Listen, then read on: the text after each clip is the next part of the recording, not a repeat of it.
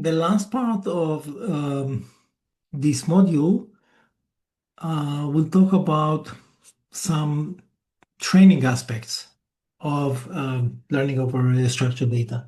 Now, structured data has special modes of learning, uh, modes that are different from the typical or standard machine learning tasks. And here is what I mean. So let's look at graphs and consider a node classification task. Just an example. It applies to other tasks as well. Um, we distinguish between two modes of learning, two kinds of learning problems. The inductive mode and the transductive mode. In the inductive mode, we learn in the usual sense of learning. We get different examples. Here are different examples of graphs and nodes. And that's a training time. And when we learn, we can get, or we're expected to get new graphs with new nodes and predict over them. Okay, this is the usual learning setup. Graph neural networks behave like that and so on. But you can also think of other tasks in machine learning, specifically the transductive tasks, where basically you live in the context of one graph. You don't change the graph. You have one graph. You have your data labeled within the graph. Some nodes are labeled, some other nodes are not labeled, and you learn based on the labeled nodes, and you want to predict on the unlabeled nodes, but the graph remains the same. And in particular, the neighbors of the nodes that you see in your training, they remain there for the evaluation, for the test time. Okay, so it may be the case that you learn based on the node embeddings that you have in your graph, and then when you have a new graph, it doesn't have the embeddings, and so your model is not applicable to this graph. Okay, and this is special to learning on graphs when you can say, I do learn, but I don't change entirely my data set. I have one graph, I learn on some of the nodes, and I apply to other nodes. Okay, so this is the inductive and the transductive modes.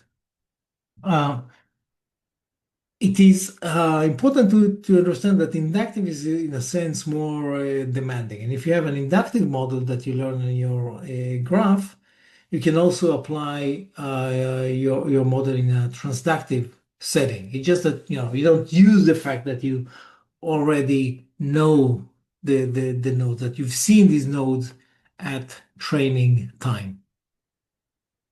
Okay? Now, same idea, same concept applied to other graph learning tasks. Now, this is a bit confusing. What is the distinction between inductive and transductive? I believe that once we bring the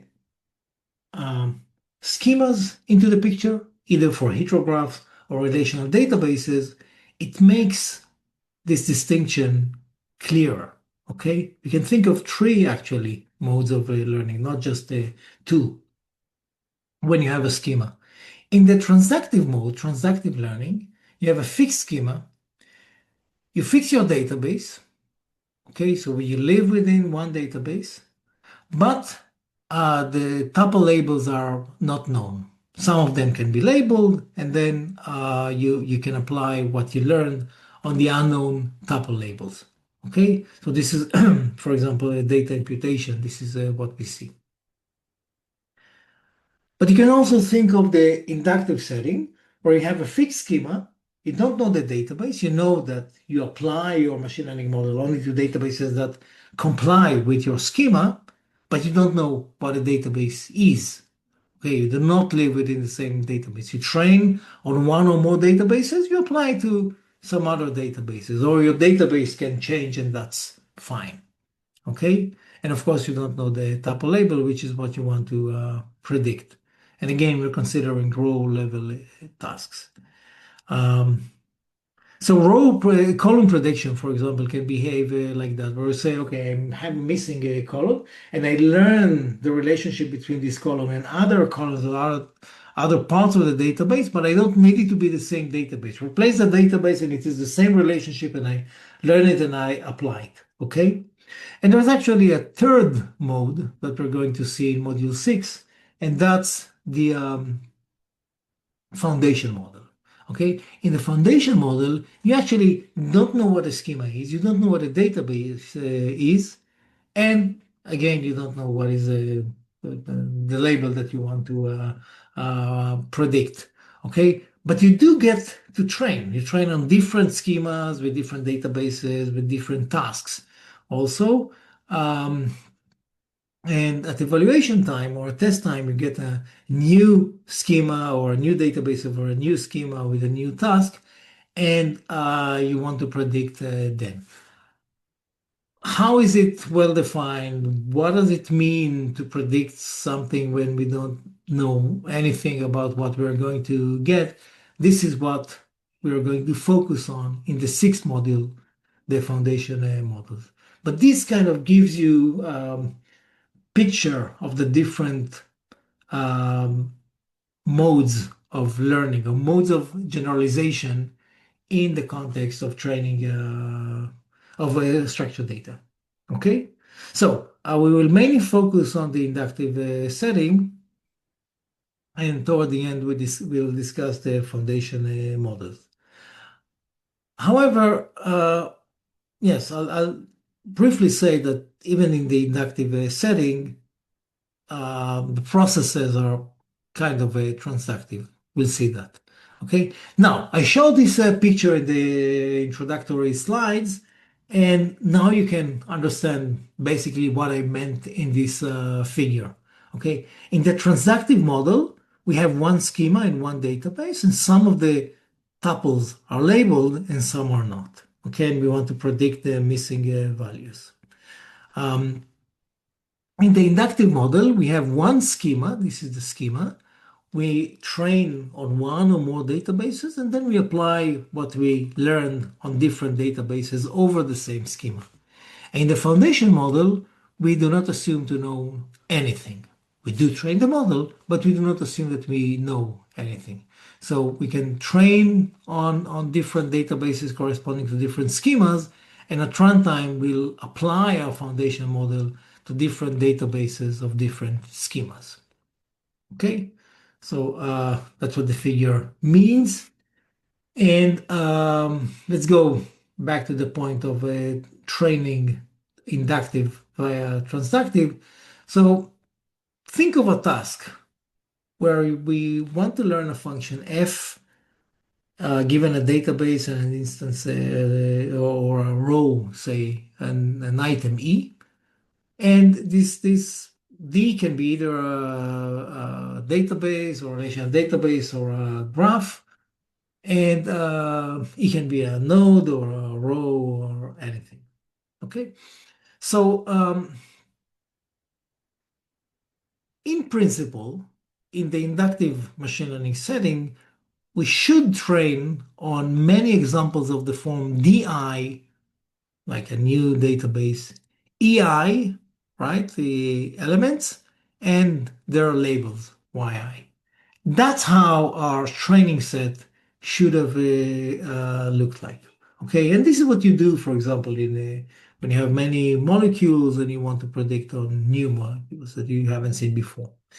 Um, but what we do often in practice is that we train essentially in a transactive model, in a transactive setting.